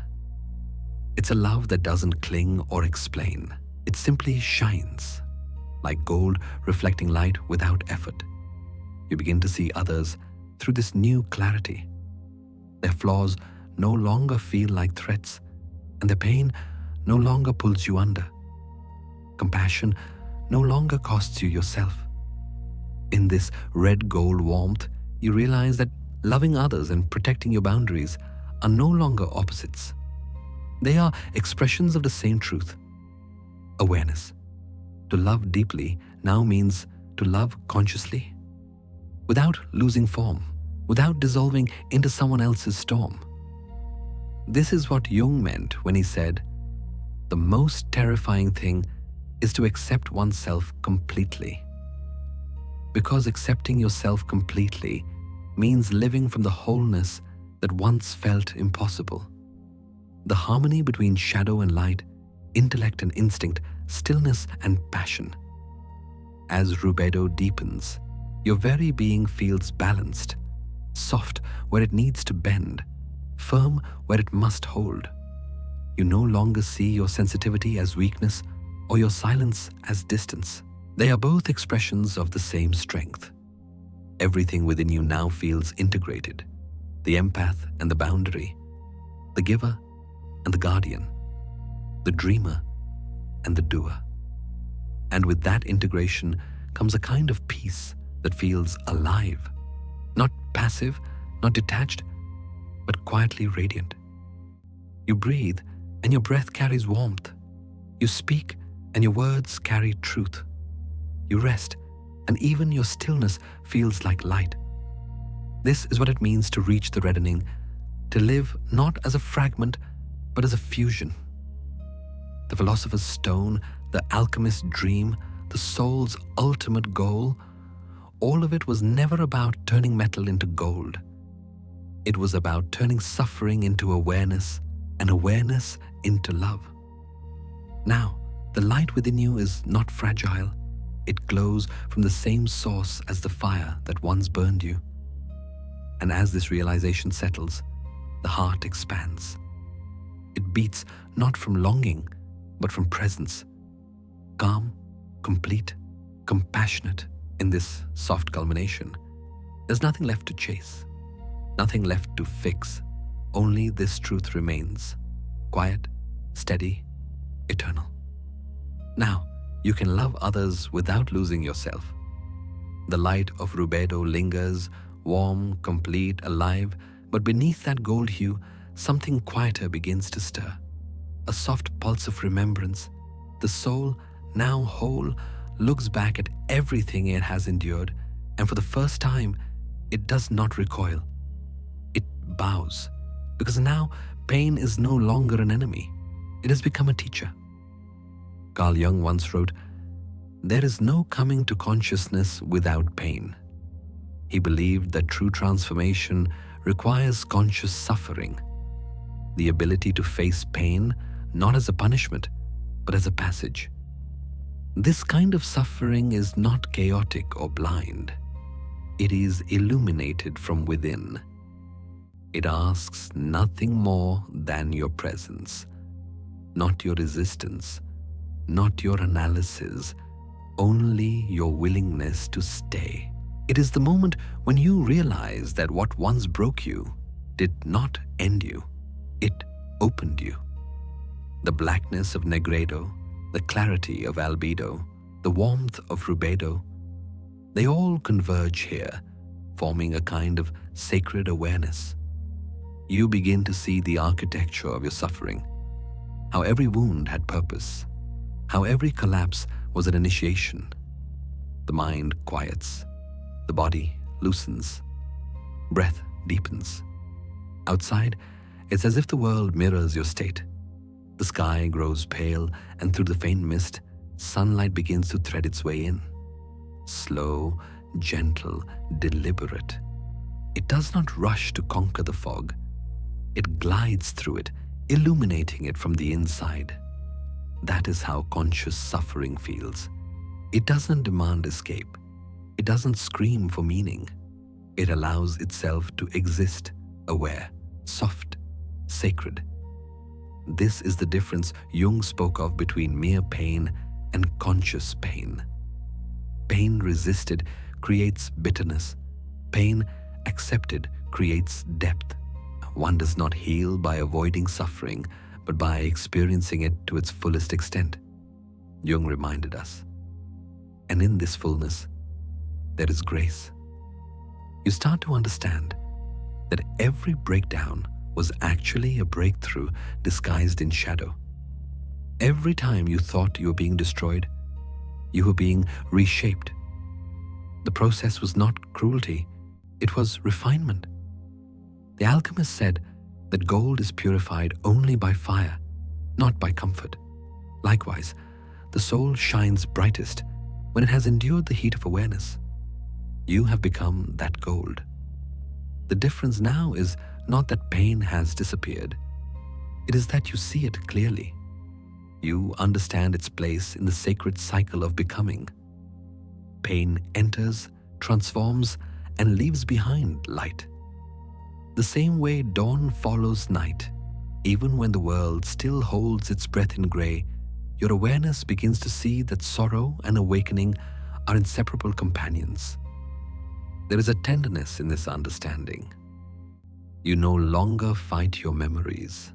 You no longer label experiences as mistakes or failures. You simply observe, like watching clouds drift across the horizon of your own life. And somewhere deep inside, gratitude begins to bloom. Gratitude not just for the joy, but for the very moments that nearly broke you. Because now you know they were never meant to destroy. They were meant to open the gate. Jung often spoke of enantiodromia, the law of opposites, where everything, when pushed to its extreme, turns into its opposite. Pain, when fully faced, turns into wisdom. Fear, when fully understood, turns into strength. Suffering, when made conscious, turns into love. This truth humbles you.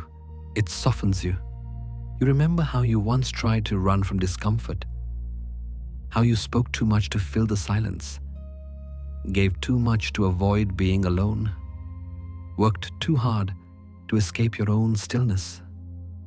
And now, that same stillness feels like home, because through suffering, you have learned to sit with what is, This is the quiet power Jung called individuation, the process by which the human soul becomes itself.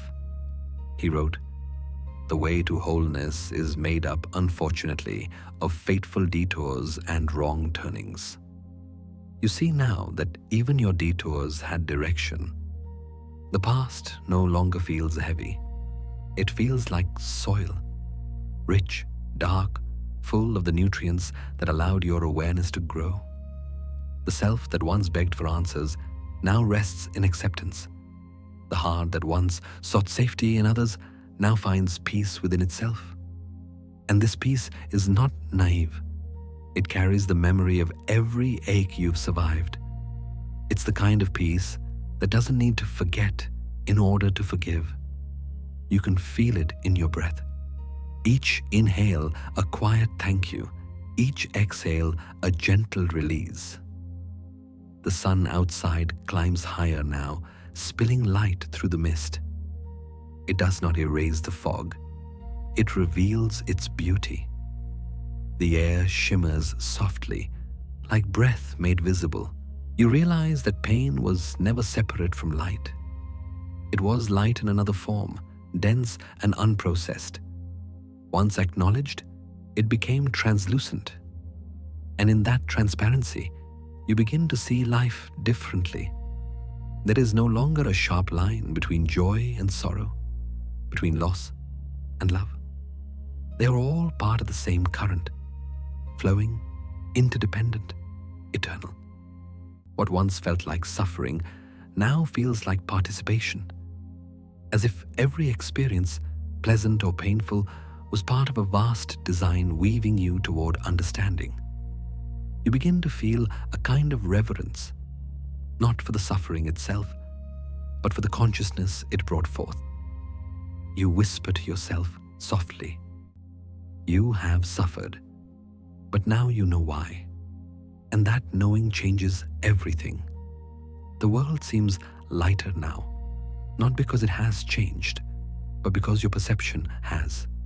The same challenges, the same uncertainties, the same human fragility, yet now they glimmer with meaning. This is conscious suffering's final gift, clarity wrapped in tenderness. It doesn't offer escape, it offers comprehension. It doesn't promise endless happiness, it promises authenticity. As Jung once said, even a happy life cannot be without a measure of darkness. And the word happy would lose its meaning if it were not balanced by sadness. You understand now that to be human is to hold both, light and dark, pain and peace, without trying to choose one over the other. So you stop striving to erase your suffering. Instead, you let it rest like a stone at the bottom of a clear river. The water flows around it gently, unresisting, and with every breath, that stone glows softer, less a weight, more a memory. The sun now fully rises. Light passes through the mist, through your open eyes, through the quiet rhythm of your being. The past feels distant, but not gone. It's been integrated. Every wound has turned to wisdom, every scar to softness, and in the slow sunrise of the soul, a simple truth settles inside. Conscious suffering was never the end of your story. It was the beginning of your freedom. As the light of conscious suffering settles into calm awareness, a sense of completion begins to unfold, not as triumph, but as peace. The long journey inward, through confusion, exhaustion, darkness, and awakening, has not delivered a destination. It has revealed something deeper, the quiet beauty of simply being. The transformation feels almost invisible.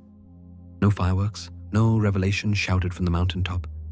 Only a steady rhythm, a breathing that feels whole, effortless, true. Carl Jung wrote, "The goal of the process of individuation is not perfection, but wholeness." That is the essence of this final chapter. To be whole is not to have escaped pain or conquered the self, but to have integrated all that you are. The shadow and the light, the longing and the stillness, the voice that once explained and the soul that now listens. The journey has taken you from the one who explained everything to be understood to the one who stays silent and understands themselves. From overextension to integration, from noise to presence. Now everything feels slower, softer. The light has no edges. It touches gently, filling spaces that once echoed with effort. There is nothing left to prove, nothing left to chase. The struggle to be seen, to be accepted, to be explained, it has dissolved into quiet acceptance, not of the world, but of yourself. In this final stage of becoming, even words begin to thin. Thought gives way to awareness. Awareness gives way to being. This is what Jung called the self, not the ego that seeks, but the essence that simply is. He described it as the totality of the whole psyche, the center that connects consciousness and the unconscious, the visible and the unseen. To touch that center is to discover a peace that does not depend on circumstance. It is the kind of peace that simply breathes with existence, quiet, continuous, luminous. The image that arises is simple.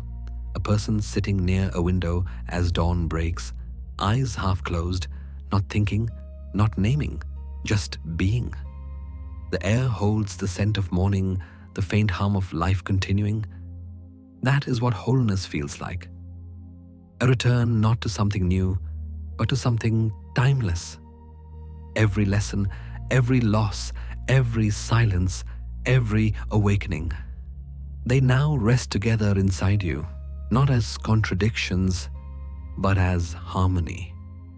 The empath who once carried the emotions of others now carries compassion without burden.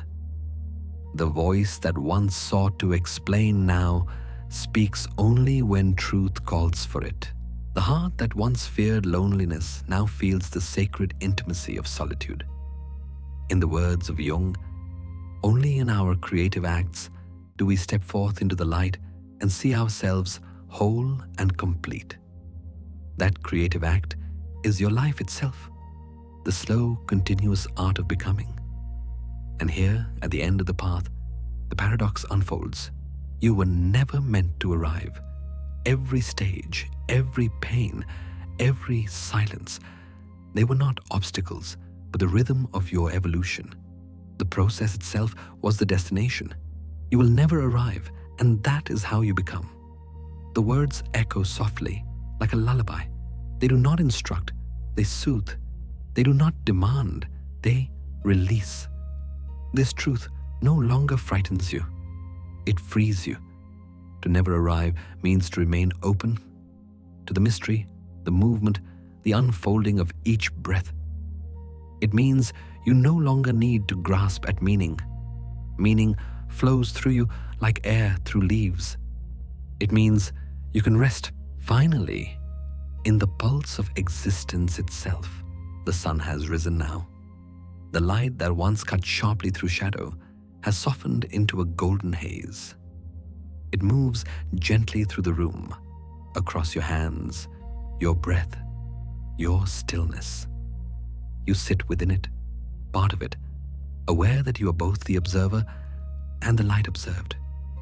This is wholeness. Not a final answer, but a sacred balance. The dance between knowing and not knowing, speaking and listening, giving and being.